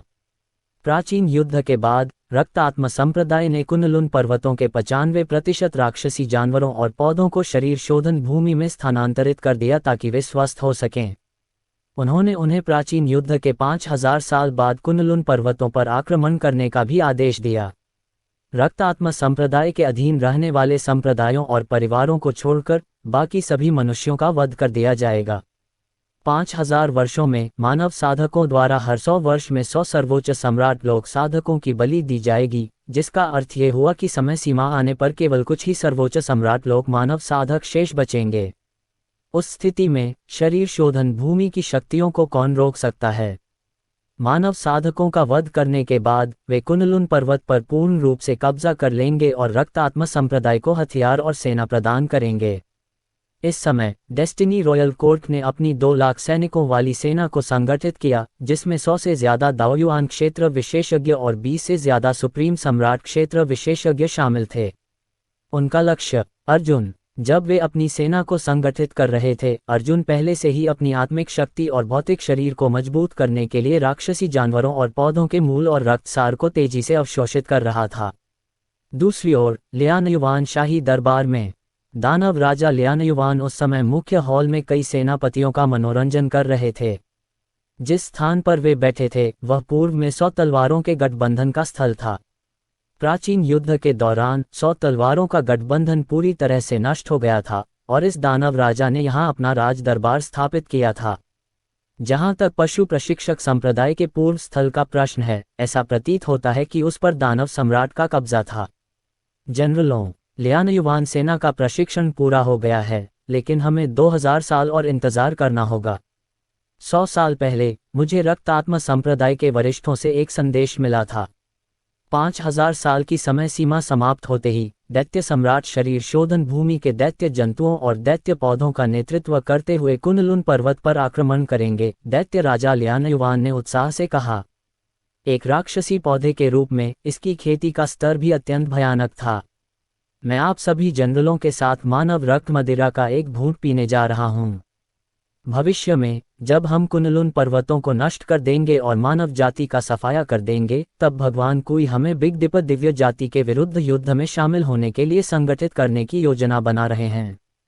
लॉर्ड कुई के अनुसार बिग डिपर डिवाइन रेस का विमान एक मध्य स्तरीय मार्शल प्लेन माना जाता है और इसकी रक्षा के लिए आदिम अराजकता विशेषज्ञ मौजूद हैं। इसके अलावा वहाँ कई प्रथम श्रेणी की अमर कलाकृतियाँ हैं, साथ ही कुछ द्वितीय श्रेणी और तृतीय श्रेणी की अमर कलाकृतियाँ भी हैं। अगर हम उन्हें हासिल कर लें तो हमारे लिए अर्ध दिव्य लोक या यहाँ तक कि दिव्य राजा लोक तक पहुँचना संभव है। अवसर हमारे सामने है और हमारा भविष्य गौरवशाली होगा। रक्तात्म संप्रदाय के वरिष्ठ लोग 3000 वर्षों से तैयारी कर रहे हैं। इसके अलावा हमारा लियानयुवान शाही दरबार उनकी मदद के लिए 10 लाख सैनिक भेजेगा। हम किसी भी तरह हार नहीं सकते। भगवान दानव राजा। डेस्टिनी रॉयल कोर्ट ने अपनी 200,000 मजबूत सेना को संगठित किया है। एक सेनापति ने हॉल में प्रवेश किया और रिपोर्ट दी।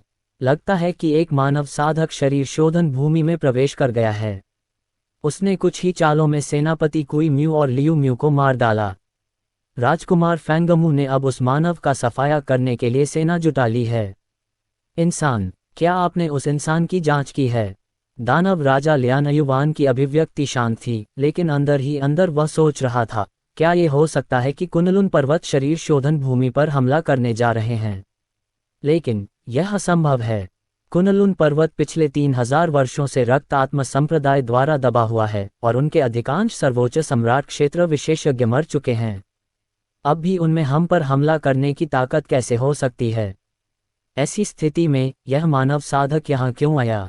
महाराज, मुझे मानव साधक के पास लगे राक्षसी पौधों से पता चला कि वह मार्ग से अंदर आया था। अंदर आते ही उसने एक ही वार में जनरल कुईम्यू को मार गिराया। फिर भाग्य दानव राजा ने मानव साधक को नीचे गिराने के लिए जनरल लियू म्यू को भेजा, लेकिन जनरल को उस मानव साधक ने 3 चालों में हरा दिया। ऐसा लगता है कि यह मानव दानव सम्राट को भी मारना चाहता है, जनरल ने धीमी आवाज में कहा। बेहद बदतमीज, अभिमानी, बस्टर्ड। तुरंत ही कई जनरल उग्र होकर खड़े हो गए। इतने सालों से हम राक्षसी जानवर और पौधे ही इंसानों को खाते आए हैं, उनका मांस खाते हैं और उनका खून पीते हैं। एक साधारण इंसान की हिम्मत कैसे हुई ऐसे शब्द कहने की? हे दानवराज, इस इंसान ने हमें भड़काने की हिम्मत की है, इसलिए इसे मार डालना चाहिए। मुझे इससे छुटकारा पाने की इजाज़त दीजिए। एक सेनापति बेहद क्रोधित था। उसके दृष्टिकोण से मनुष्य तो बस पशु थे, इसलिए अर्जुन द्वारा राक्षसी जानवरों और पौधों का वध करना विद्रोह के समान था। हे दैत्यराज, ये व्यक्ति बहुत घमंडी है। मैं इसकी खाल उतारकर इसकी खोपड़ी से एक प्याला बनाना चाहता हूँ। मैं इसके खून को रक्त मदिरा में बदलना चाहता हूँ। एक अन्य जनरल भी गुस्से से खड़ा हो गया, उसका शरीर कांप रहा था। उस मानव साधक का साधना स्तर क्या है?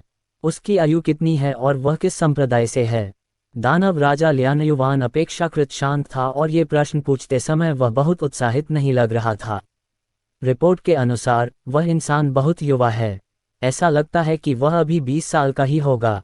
उसकी आभा देखकर लगता है कि वह दाओयुआन क्षेत्र के 4थे या 5वें स्तर पर पहुंच गया है, लेकिन उसकी युद्ध शक्ति कम से कम 5वें स्तर के सर्वोच्च सम्राट क्षेत्र विशेषज्ञ के बराबर है। किस संप्रदाय का? जनरल को इस सवाल से जूझना पड़ा। आखिरकार उन्होंने कहा, देखने में तो वह रक्तरात्रि संप्रदाय से लगता है, लेकिन साथ ही वह नष्ट हो चुके अमर तलवार संप्रदाय की तकनीकों का भी इस्तेमाल करता है। ऐसा लगता है कि वह कई उच्च स्तरीय तकनीकों का जानकार है, शायद इसीलिए उसकी युद्ध क्षमता इतनी ज्यादा है। रक्तरात्रि संप्रदाय, अमर तलवार संप्रदाय, क्या? दानव राजा लियानयुवान उलझन में पड़ गया। उसने बुदबुदाया, एक संप्रदाय जो पहले ही नष्ट हो चुका है और एक संप्रदाय जो नष्ट होने वाला है। क्या ये व्यक्ति अमर भगवान और संसार का उत्तराधिकारी हो सकता है? या हो सकता है कि इस व्यक्ति को कुनलुन पर्वतों ने हमारी जांच करने के लिए भेजा हो? क्या कुनलुन पर्वत शरीर शोधन भूमि पर आक्रमण करना चाहते हैं? उसने इस मामले पर गहराई से सोचा और उसे लगा कि कुछ गड़बड़ है। भगवान कुई के अनुसार कुनलुन पर्वतों में बहुत कम लोग हैं जो शरीर शोधन भूमि के अस्तित्व के बारे में जानते हैं, इसलिए उनके लिए इस स्थान पर आक्रमण करना असंभव है। छोड़ो भी, जनरल लियू जिंग और जनरल बाई हुआ, आप 5000 सैनिकों का नेतृत्व करेंगे और उस मानव साधक को मारने में डेस्टिनी रॉयल आर्मी के साथ जाएंगे। लेकिन पहले किनारे से देखना याद रखना, ज्यादातर लड़ाई डेस्टिनी रॉयल आर्मी पर छोड़ देना। दैत्य राजा लियानयुवान ने एक शैतानी मुस्कान बिखेरी और कहा, भाग्य दैत्य राजा, उस बूढ़े ने कई सेनापतियों को खो दिया है। इससे उसे कुछ समय के लिए दुख तो होगा ही। हालांकि हालात देखकर लगता है कि यह मानव साधक कम से कम 30,000 से 40,000 सैनिकों को मार सकता है। ठीक है, चलो उसे डेस्टिनी रॉयल आर्मी की ताकत को कमजोर करने दें। इसके अलावा जनरल लियू जिंग, आप दोनों गलियारे के आसपास की स्थिति पर पूरा ध्यान दें। हमें कुनलुन पर्वत के विशेषज्ञों को अपनी सेना लेकर हम पर हमला करने से रोकना होगा। जैसे ही उसने ये कहा, दोनों सेनापति सेना जुटाने के लिए बाहर चले गए, लेकिन बाकी 10 सेनापति हॉल में ही हैरान रह गए।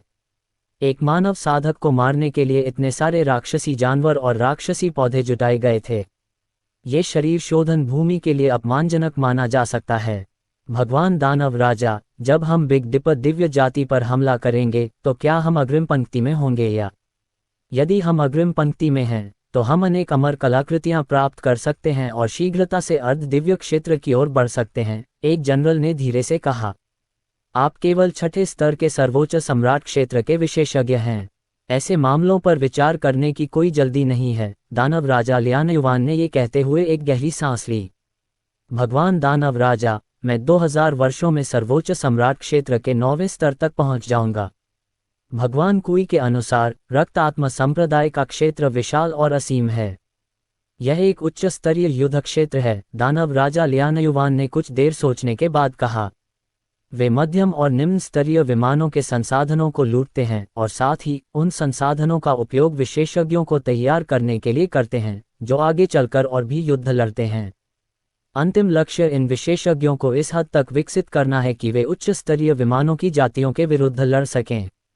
जहां तक मुझे पता है, रक्त आत्मा संप्रदाय 8 विमानों के खिलाफ युद्ध कर रहा है और उसने बहुत सारे संसाधनों पर कब्जा कर लिया है। ठीक है, अभी इस बारे में बात नहीं करते। दानव राजा लियानयुवान मुस्कुराया और बोला, मुझे बताओ, उस मानव साधक ने जो 4थे स्तर का दाओयुआन क्षेत्र विशेषज्ञ है, 5वें स्तर के सर्वोच्च सम्राट क्षेत्र विशेषज्ञ को कैसे मार डाला? मैंने प्राचीन काल से भी ऐसे स्वर्ग विरोधी मानव के बारे में नहीं सुना। उनमें से एक ने क्षण भर सोचा और कहा, रक्त आत्मा संप्रदाय के वरिष्ठों ने हमें जो बताया है और जो हम अपनी साधना से जानते हैं, उसके अनुसार 4थे स्तर के दाओयुआन क्षेत्र के साधक को 5वें स्तर के सर्वोच्च सम्राट क्षेत्र के विशेषज्ञ से लड़ने में सक्षम होने के लिए सबसे पहले उसका शरीर मजबूत होना चाहिए। दूसरे, उसकी आक्रमण शक्ति अद्वितीय होनी चाहिए।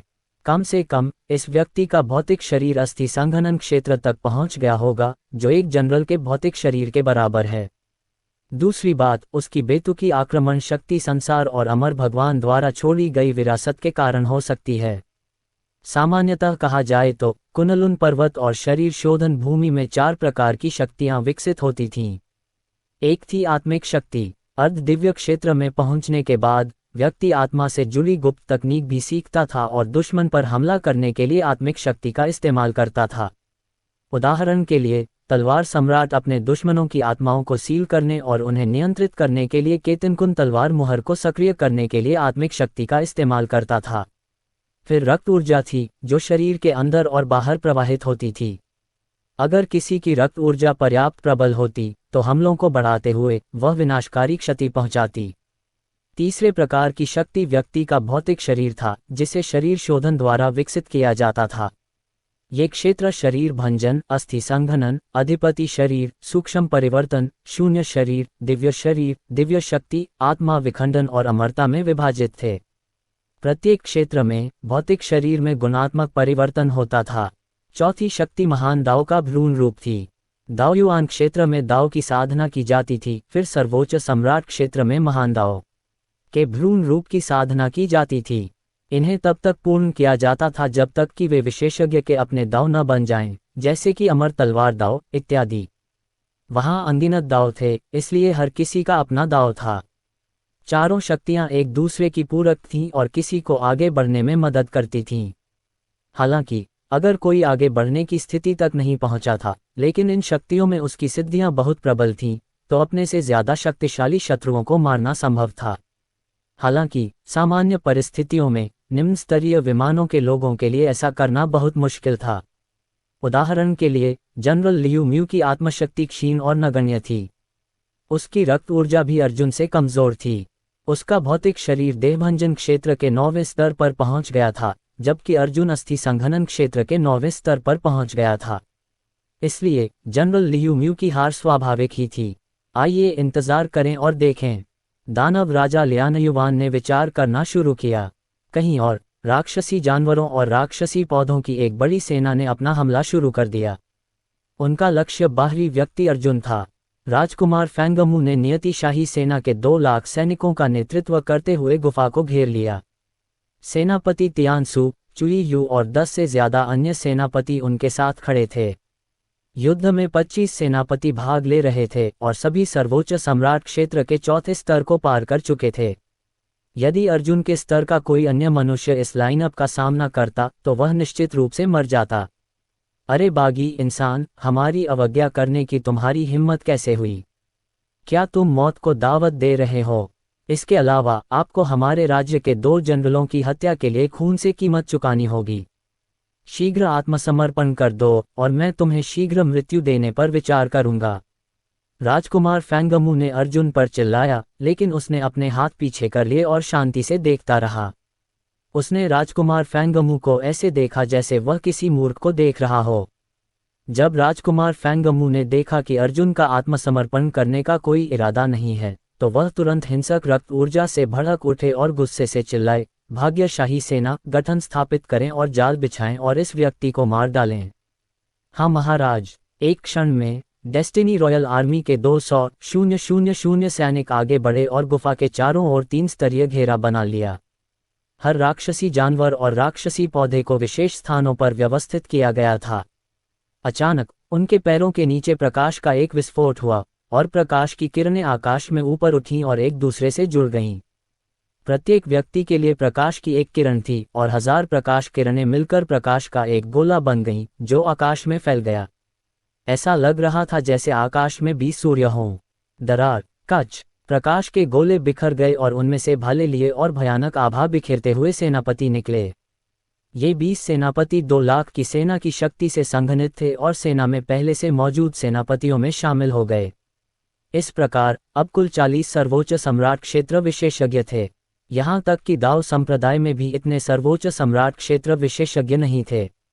इसके अलावा ये संगठन रक्त आत्मा संप्रदाय से संबंधित था, इसलिए यह अपने संख्यात्मक लाभ का बेहतर उपयोग कर सकता था। 20 और सर्वोच्च सम्राट क्षेत्र विशेषज्ञ है ना? क्या तुम्हें सच में लगता है कि तुम मुझे इससे मार सकते हो? अर्जुन के होठों पर एक शैतानी मुस्कान आ गई, जो जल्दी ही ठंडी हो गई। अर्जुन की ठंडी निगाहें भाग्यशाही सेना के सदस्यों पर पड़ीं। सर्वोच्च सम्राट क्षेत्र में बहुत सारे राक्षसी जानवर और पौधे हैं। हालांकि उनमें से कोई भी सर्वोच्च सम्राट क्षेत्र के 6ठे स्तर को पार नहीं कर पाया है, फिर भी वे मेरे लिए अधिपति शरीर क्षेत्र तक पहुंचने के लिए पर्याप्त होने चाहिए। उसकी नज़र अचानक राजकुमार फैंगमू पर पड़ी। तुम्हें लगता है मुझे यहाँ नहीं आना चाहिए था? उसने ठंडे स्वर में पूछा। सेनापति हमारे प्रतापी राक्षस राजाओं और राक्षस सम्राट के अधीनस्थ हैं, फिर भी तुम, एक तुच्छ मनुष्य, ने उन्हें मारने का साहस किया। ये देशद्रोह है। प्राचीन काल से ही मनुष्य हम राक्षसी जानवरों और पौधों को हमेशा से ही अपना आदर्श मानते आए हैं। हम राक्षसों का मनुष्यों को मारना और खाना सामान्य बात है, लेकिन किसी भी मनुष्य ने हमें मारने की हिम्मत नहीं की। यही संसार का स्वाभाविक क्रम है। इस समय राजकुमार फैंगमू बेहद दबंग लग रहे थे। उनके काले बाल हवा में नाच रहे थे और उनके शरीर से रक्त ऊर्जा उमड़ रही थी। वे 6ठे स्तर के सर्वोच्च सम्राट क्षेत्र के विशेषज्ञ थे। प्राकृतिक व्यवस्था, दानव सम्राट। अर्जुन की रुचि जागृत हो गई।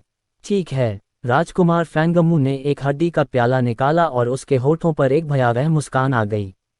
उसने कहा, मानव, ध्यान से देखो। ये हड्डी का प्याला है जो मैंने तुम्हारे पूर्वज की खोपड़ी से बनाया है। तुम नीच इंसान हमारे गुलाम बनने के ही लायक हो, और वह भी तभी जब हम तुम पर दया करें। उसने शराब का एक बर्तन निकाला और धीरे धीरे उसे हड्डियों वाले प्याले में डाला। खून की घनी गंध बाहर आ रही थी। हे मनुष्य, ये तुम्हारे कुल के लोगों के खून से बनी शराब है। कैसा रहेगा? अगर तुम ऐसा नहीं चाहते तो जल्दी से आत्मसमर्पण कर दो। राजकुमार फैंगमू बहुत लापरवाह है। जनरल तियानसू ने आह भरी। अगर सामने वाला इंसान कमजोर या काया होता तो शायद ये तरीका काम कर जाता, लेकिन यह इंसान तो इनमें से कुछ भी नहीं था। वरना वह इतनी आसानी से 2 जनरलों को नहीं मार पाता। आत्मसमर्पण छोड़ो भी, तुम्हारे जैसे घटिया लोगों को जीने की कोई जरूरत नहीं है। अर्जुन ने अपना भाला फेंका और पल भर में दुनिया का रंग बदल गया। भाले की क्यूई की धारियां रक्त ऊर्जा से भरकर बाहर निकलीं और सीधे राजकुमार फैंगमू की ओर उड़ीं। महाराज, सावधान रहें, ये व्यक्ति बहुत ताकतवर है। जनरल लियान यू तेजी से दौड़कर अपने असली रूप में आ गया। 100 फुट लंबी सिल्वर काप मछली प्रकट हुई और राजकुमार फैंगमू के सामने खड़ी हो गई। जैसे ही भाले की क्यूई के रेशे सिल्वर काप के शरीर से टकराए, खूनी छेद दिखाई देने लगे। हालांकि इससे पहले कि वह राजकुमार फैंगमू तक पहुंच पाता, 5 और सेनापति रास्ते में आ गए। धमाका, धमाका, धमाका, धमाका, धमाका। जैसे ही जनरलों के असली रूप सामने आए, विस्फोटों की एक श्रृंखला गूंज उठी। हालांकि इससे कोई फर्क नहीं पड़ा, क्योंकि उनके सारे शरीर भाले की क्यूई की लतों से छिद गए और नष्ट हो गए। यहाँ तक कि उनकी आत्माएं भी नष्ट हो गईं। मुझे बचाओ, चाचा तियानसू, मुझे बचाओ। राजकुमार फैंगमू को अब भाले की क्यूई की आने वाली किस्में का सामना करना पड़ा और वह भयभीत था। वह न तो उन्हें रोक सका और न ही उनसे बच सका।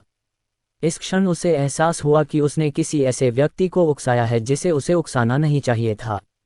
एक ही क्षण में 6 जनरल मारे गए। राजकुमार को बचाओ, जल्दी, हमले को रोको, कई सेनापति चिल्लाते हुए राजकुमार फैंगमू की ओर दौड़े। साथ ही उन्होंने अर्जुन के भाले की क्यू को रोकने के लिए तरह तरह के हमले शुरू कर दिए। उन्हें समझ नहीं आ रहा था कि उन्हें लड़ना जारी रखना चाहिए या नहीं, लेकिन उन्हें पता था कि राजकुमार फैंगमू डेस्टिनी डेमन किंग का इकलौता बेटा था। अगर उसकी मौत हो गई तो डेस्टिनी डेमन किंग का कोप उन्हें ही झेलना पड़ेगा। दूर से लियानयुआन शाही दरबार के लोग इतने सदमे में थे कि वे अपना मुंह बंद नहीं कर पा रहे थे।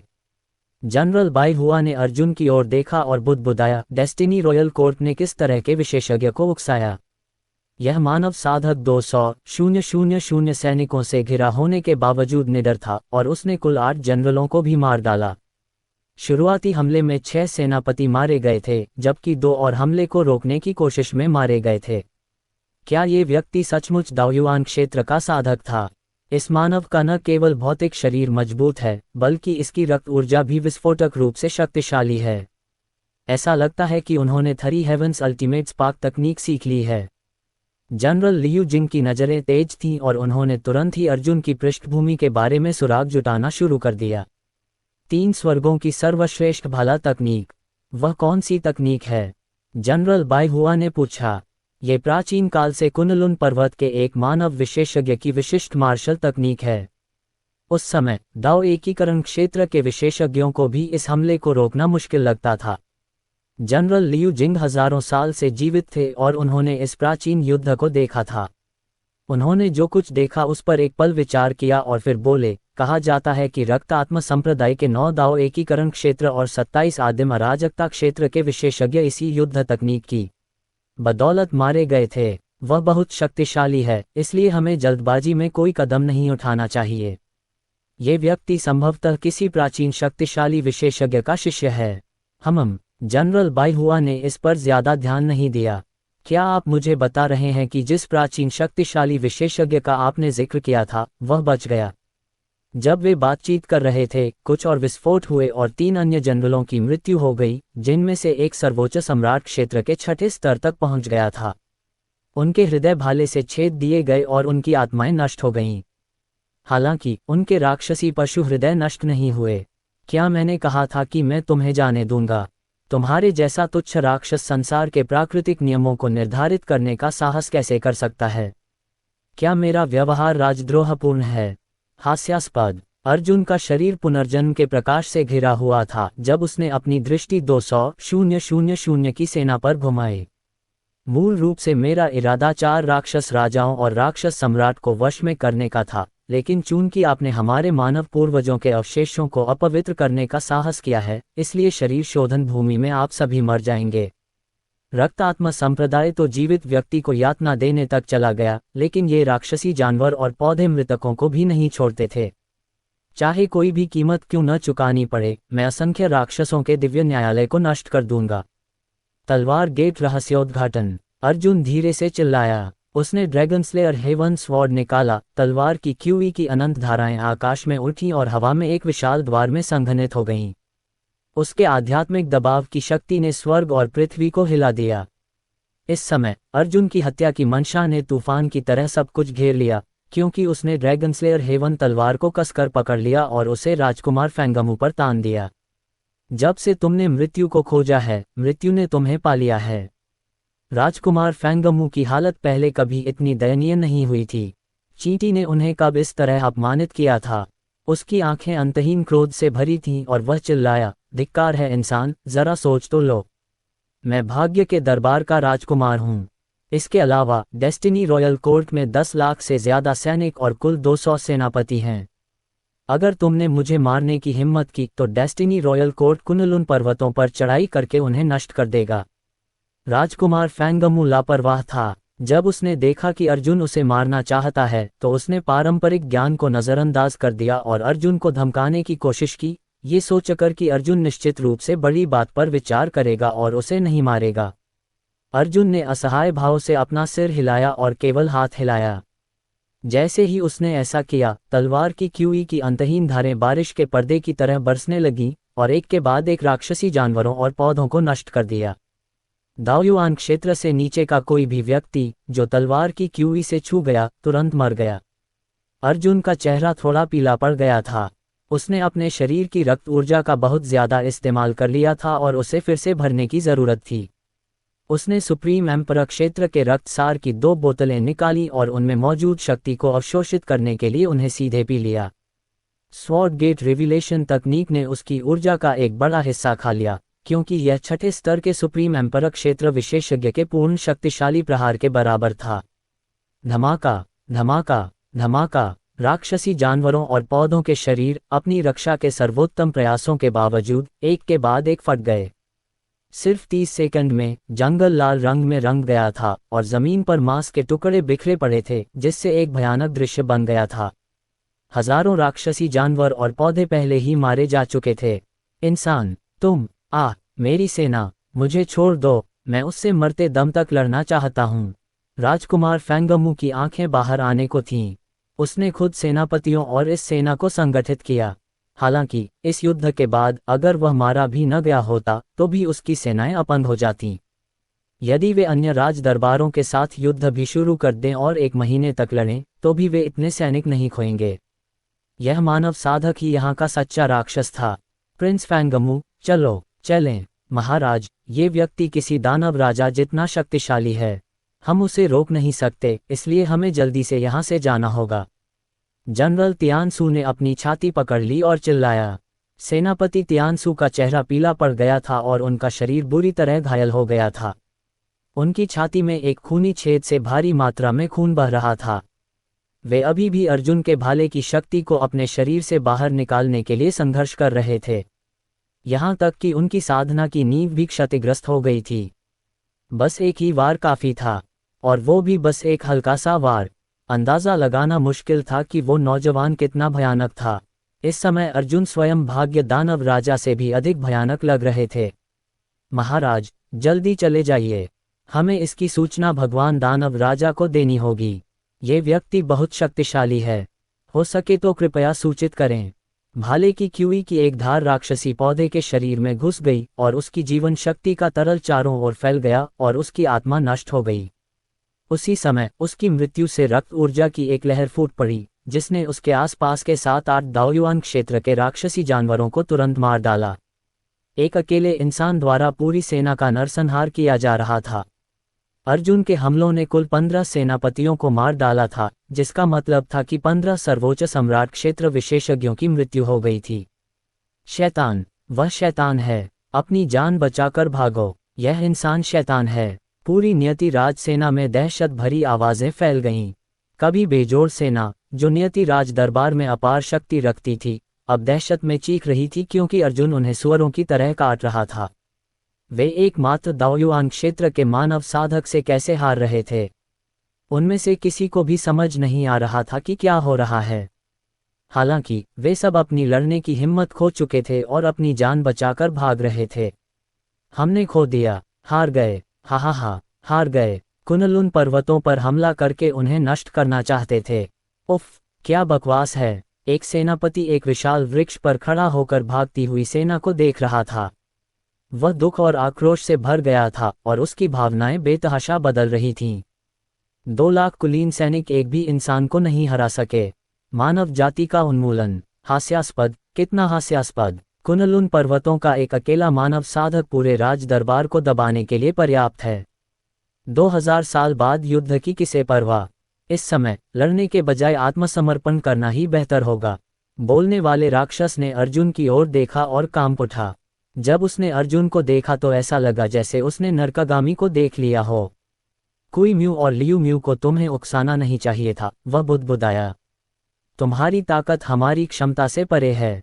फिर भी मैं तुमसे विनती करता हूं कि राजकुमार फैंगमू को जाने दो, क्योंकि वह राक्षस राजा का इकलौता राजकुमार है। भगवान दैत्यराज आपकी सभी इच्छाएं पूरी करेंगे। बस उन्हें जाने दीजिए, कृपया उसे जाने दो। राजकुमार फैंगमू, उसने हमारे मानव पूर्वजों के अवशेषों का उपयोग मदिरा के प्याले और शराब बनाने के लिए किया था, तो मैं उसे कैसे जाने दे सकता हूँ? अर्जुन का पूरा शरीर प्रचंड रक्त ऊर्जा से जल रहा था। हुआक्सिया और रोशनी में स्थिति खतरे में होने के बावजूद वह तुरंत हुआक्सिया नहीं जा सका, जिससे वह बहुत क्रोधित हो गया। इसलिए ये राक्षसी जानवर और पौधे उसके क्रोध का शिकार हो रहे थे और वह उन्हें मारता ही जा रहा था। रक्त ऊर्जा का विस्फोट हुआ। धरती पर अनगिनत राक्षसी जानवर मर गए और इतना खून बह गया कि एक नदी बन गई। कई राक्षसी पौधे भी मर गए और कभी गौरवशाली और असहनीय रूप से अभिमानी भाग्यशाही सेना राख में बदल गई। अंत में उन्होंने बस अर्जुन को अपना रक्तसार और राक्षसी पशुकोर प्रदान किया। शेष बचे जीवित सैनिकों के लिए अर्जुन विपत्ति के देवता थे, जो शरीर शोधन भूमि को नष्ट करने के लिए यहाँ आए थे।